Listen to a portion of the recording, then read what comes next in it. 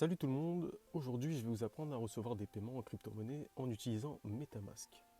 Vidéo que je trouve intéressante à faire, d'une part du fait de la croissance de l'adoption des crypto-monnaies. En quelques chiffres, selon Crypto News, il y aurait sur Coinbase plus de 100 millions de comptes qui détiennent du Bitcoin, ainsi qu'un taux de traitement de transactions de l'ordre de 250 000 transactions par jour, et ce seulement sur le réseau Bitcoin. Il est à noter que selon BFM TV, la Boston Consulting Group estime qu'en 2030, le nombre de détenteurs de crypto pourrait atteindre 1 milliard. Donc ce sont tous ces chiffres qui poussent de plus en plus d'entreprises à se poser la question de l'acceptation des cryptos comme moyen de paiement. Et d'une autre part, nous allons utiliser MetaMask car c'est l'extension la plus populaire avec plus de 30 millions d'utilisateurs selon le Miroir Mag. Donc déjà on va commencer par qu'est-ce que MetaMask. Alors MetaMask est un logiciel, une extension de navigateur qui va vous permettre d'interagir avec la blockchain Ethereum. Vous pouvez accessoirement créer votre wallet, qui sera un hot wallet qu'on appelle, ce qui signifie que votre portefeuille sera connecté à un serveur web. Pour un niveau de sécurité optimal, je vous conseillerais d'utiliser MetaMask en passant par un Ledger, qui lui est un cold wallet et donc plus sécure, quasi inattaquable. Si vous ne savez pas comment vous y prendre, dans le cas où vous voudriez l'utiliser avec un Ledger, je vous ferai une vidéo explicative. Quels navigateurs sont compatibles avec MetaMask? Alors, pour les navigateurs compatibles, on a Firefox, Chrome, Brave et Tor, qui sont les navigateurs les plus connus et utilisés. Si j'en oublie, n'hésitez pas à me le faire savoir en commentaire. Et je pense que j'ai dit l'essentiel, les plus populaires. Quel langage en ont utilisé? Donc pour un site web, les langages basiques sont le HTML et CSS, ainsi que JavaScript. Et ici, nous allons faire abstraction du CSS parce que, bon, voilà, on ne va pas perdre de temps avec l'esthétique. On va utiliser Bootstrap. Donc essentiellement, nous allons utiliser le HTML et le JavaScript. Quelles cryptos pouvons-nous recevoir? Il faut bien comprendre que MetaMask va pouvoir gérer plusieurs réseaux, comme par exemple le réseau Ethereum, la BNB Smart Chain, le réseau Polygon, etc. Donc pour chacun de ces réseaux, en fait, on va pouvoir recevoir que la crypto principale associée à la chaîne. Donc par exemple, pour le réseau Ethereum, on va recevoir des Ethereum. Pour le réseau BNB Smart Chain, on va recevoir des BNB. Pour le réseau Polygon, on va recevoir des Matic, etc., etc. Donc ce qui veut dire que vous pourrez recevoir toutes les cryptos natives des réseaux compatibles avec MetaMask. À ma connaissance, vous ne pourrez pas recevoir de Bitcoin et de Solana avec MetaMask. Donc les prérequis pour suivre le tuto, avoir MetaMask, avoir un wallet, et si vous connaissez un peu le JavaScript et le HTML, on ne va pas s'en priver. J'essaierai d'être le plus clair possible lors de mes explications, tout en évitant d'entrer trop dans les détails. Une grosse partie du code utilisé provient de la documentation de MetaMask, donc je vous encourage à y jeter un œil pour que vous puissiez comprendre totalement le tuto, et pourquoi pas réadapter à votre sauce le code que je vais vous présenter. Donc les avantages d'utiliser MetaMask est le paiement en crypto. C'est gratuit, ça ne prend aucun frais sur les transactions, contrairement à par exemple Stripe. C'est simple d'utilisation et d'intégration. Il y a une grosse popularité dans le monde de la crypto, plus de 30 millions d'utilisateurs en janvier 2022, selon le Miroir Mag. Une sécurité pour l'utilisateur et l'instantanéité des transactions. Donc jusque là, si vous êtes dans la crypto, je ne vous apprends rien. Inconvénient d'utiliser MetaMask, donc non compatible avec tous les navigateurs, donc avec Safari pour l'instant, c'est pas compatible. Impossibilité de recevoir du Bitcoin, donc un petit inconvénient parce qu'elle est quand même top 1 CoinMarketCap, et bon, c'est la plus populaire, quoi. Vous avez un devoir de déclaration auprès des impôts de vos gains, ce qui est assez compliqué vis-à-vis des cryptos. Et à part ça, je pense avoir fait le tour. Vous aurez tous les liens utiles à ce tuto en description, et je vous propose, après cette longue introduction, de commencer tout de suite à coder. A tout de suite. Ok tout le monde, donc on se retrouve au niveau de mon ordinateur. Donc je vais vous montrer rapidement ce que ça peut donner. Si on a un bouton cliquez ici pour vous connecter. Donc une fois qu'on clique dessus, on a la petite notif ici qui nous permet de nous connecter à notre MetaMask. Donc vous choisissez votre compte. Hop, ici je choisis le mien. Et comme vous pouvez le voir, ici on a notre adresse qui est liée au compte auquel nous nous sommes connectés. Donc ici vous avez le montant total de votre panier et en crypto dans laquelle vous êtes connecté par rapport au réseau MetaMask. Donc ici je suis connecté au réseau Ethereum. Donc si je switch par exemple au réseau Avalanche, on va pouvoir payer en AVAX. Et j'ai mis ici le prix d'un AVAX en euros. Tout ça est en euros. Donc quand on va vouloir payer, vous allez ici avoir le nombre d'AVAX requis pour 100 euros. 5,59 AVAX en euros, ça fera bien 100 euros. Donc c'est à peu près ce qu'on va avoir. Et on va passer au niveau du code. Donc au niveau du code, ici vous avez la page HTML, une page basique. Ici dans le body on a mis certaines divs, donc ici pour la connexion. Ici ce sera le bouton pour payer. Et ici ce sera l'affichage du prix de la crypto en question. Donc ici on va mettre le JavaScript tout en bas. Et on va passer sur la partie la plus importante, le JavaScript. Alors avant tout, dans les classes, donc j'ai mis ici button connection, button paiement et prix de crypto. Donc on va utiliser ces noms de classe dans le JavaScript afin de pouvoir modifier tout ça à notre sauce. Donc c'est parti, on va du côté du JavaScript, qu'on va y aller étape par étape. Donc premièrement, ici nous avons la variable let bouton connexion qui va être égale à document.querySelector de bouton connexion. Donc jusque là, si vous avez des bases en JavaScript, je ne vous apprends rien. On va récupérer donc le bouton connexion qui est ici. Pareil, on va faire pareil pour paiement et pareil pour le prix des cryptos. Donc là, tac, bouton de paiement et tac, affichage des prix crypto. Donc là où ça va être un peu particulier, c'est que nous allons créer un tableau que je vous montre ici. Donc un tableau avec des clés associatives. Donc par exemple ici j'ai mis Ethereum, d'accord. Là-dedans, qu'est-ce qu'on va retrouver? On va retrouver le nom associé à la crypto, l'idée du réseau de la crypto en question, l'URL de cette crypto et le symbole de celle-ci.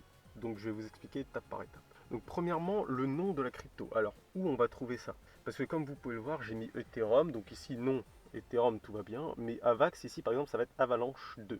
Donc par rapport à quoi je me suis basé pour trouver les noms? Eh ben, c'est tout simple, on va aller sur CoinGecko, parce que c'est grâce à ça que nous allons pouvoir récupérer en ligne le prix de chaque crypto-monnaie. Donc ici par exemple sur Avax, vous allez trouver juste ici, ID de l'API, le nom de la crypto en question. Donc pour chaque crypto que vous allez vouloir intégrer, et ben vous allez mettre ceci. Donc par exemple ici Avalanche 2 pour l'Avax. Si je vais chez Ethereum, ce sera Ethereum. Par exemple pour le BNB, ici vous allez retrouver la Binance Coin. Donc c'est par rapport à ça que je me suis basé pour mettre les noms ici. C'est très important de bien les mettre. Donc ensuite pour l'idée du network. Alors ça pareil, ça va être très important de le noter parce que ça va nous permettre de reconnaître sur quel network se trouve l'utilisateur quand il se connecte à MetaMask et quand il change de réseau. Donc ça par exemple on va le retrouver ici. Donc je vous mettrai tous les liens en description. Chez Chainlist. Donc Chainlist, ça va nous permettre de récupérer la chaîne ID de chaque réseau. Donc si je vous mets Ethereum, on a l'ID 1. Donc par exemple ici, tac, je vais mettre l'ID 1. Avalanche, si je mets Avax, Avalanche, ouais, Avalanche. Ça sera le 43114 que je vais mettre ici.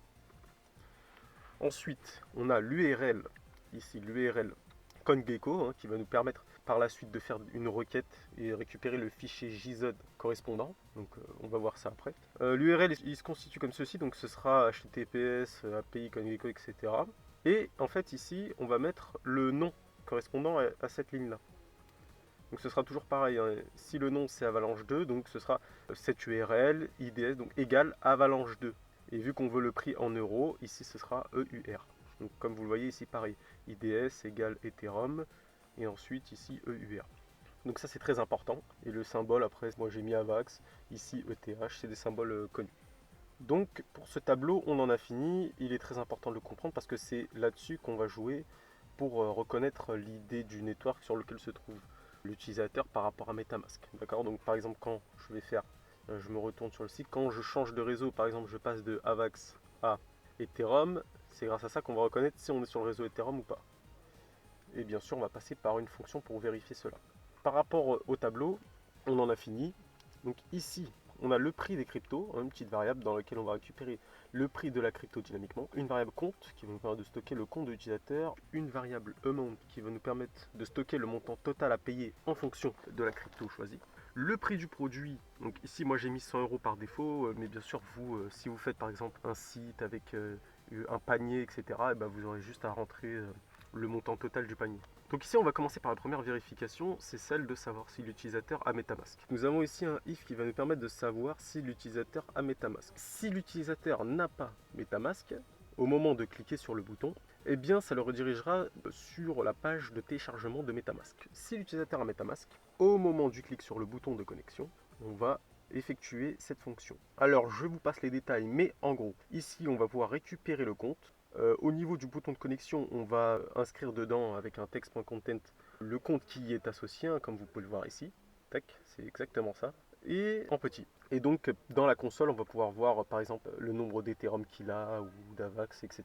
en fonction du network qui est connecté, donc, comme vous pouvez le voir ici. Par la suite, nous allons également effectuer la fonction vérification. Donc la fonction vérification que nous avons trouvée juste ici. Donc ici, la fonction vérification est très importante car c'est grâce à elle que je vais savoir dans quel réseau l'utilisateur se trouve. Par exemple, ici, lorsque je vais vouloir changer de réseau, actuellement je suis sur Ethereum, si je passe sur Avax, donc c'est grâce à ça que je vais savoir que je me trouve sur Avax. Et donc par la suite, grâce à mon tableau, une fois que j'aurai détecté dans quel réseau il est, je vais pouvoir récupérer le nom de la crypto, l'URL de celle-ci et le symbole de celle-ci que j'ai mis dans mon tableau qui est juste là. Voilà. Par exemple, Avax, je sais que l'ID network c'est 43 114. Avec la récupération de l'ID de MetaMask, je vais pouvoir récupérer le nom, l'URL et le symbole. Voilà. C'est juste pour savoir dans quelle ID nous nous trouvons. Par la suite, on va faire appel à une autre fonction qui s'appelle définition de prix qui prend 3 arguments, le nom, l'URL et le symbole de la crypto-monnaie. Donc ici, nous avons la fonction définition de prix qui prend en argument le nom, l'URL et le symbole. Donc premièrement, on va déclarer une variable requête qui va nous permettre de faire donc, vous l'aurez compris, une requête à l'aide de la méthode get et en utilisant l'URL correspondant à la crypto. Donc on va attendre un fichier JSON et une fois que tout cela est fait et que la requête est bien passée et que les statuts sont bons, on va pouvoir récupérer dans prix crypto la réponse de la requête suivie du nom et de euros. Donc comment cela se présente, je vais vous montrer ça tout de suite. Donc voilà, j'ai mis l'URL par exemple ici de l'Avalanche. Donc comment on récupère son prix? C'est simple, on met le nom de la crypto, donc comme vous pouvez le voir c'est sur un tableau, donc le nom suivi de euros. Et ensuite on va récupérer le prix ici. Donc c'est pour cela que ici on fait requête réponse, donc le nom de la crypto, avalanche-2 et suivi de euros. Et on va récupérer donc le prix. Donc ici je fais un petit parse float pour arrondir à 2 chiffres après la virgule. Et à affichage de prix, donc on va pouvoir le modifier et mettre le symbole de la crypto suivi de son prix, comme vous l'avez ici. Voilà. Ensuite ici pareil, le bouton de paiement, on va mettre payer, donc le prix du produit suivi du symbole qui est juste ici. Donc une fois que tout cela est fait, on va passer au bouton de paiement. Au moment d'appuyer sur le bouton de paiement, on va avoir une fonction anonyme qui va se déclencher ici. Donc nous allons initialiser la variable amount comme ceci. Voilà, vous allez faire exactement comme moi. Alors, petite précision concernant le bout de code ci-dessous. Le montant total ici est par convention converti en Wave, d'où la présence du puissance 18. Et comme tous les montants sont à mettre en hexadécimal, on va venir effectuer un toString suivi de la base que nous voulons. Et ici, vous allez mettre le prix du produit, donc divisé par le prix de la crypto, ce qui va nous permettre de mettre le bon chiffre lors du paiement. Donc ici, nous avons une petite variable qui est faite d'un tableau, dans lequel ici, vous allez modifier, vous allez mettre l'adresse dans laquelle vous allez recevoir les fonds. Par exemple, ici, j'ai mis mon adresse test, on va faire le test tout de suite après. Donc depuis le compte de l'utilisateur, et la value, c'est bien sûr le montant à payer. Nouvelle petite précision concernant les paramètres de transaction.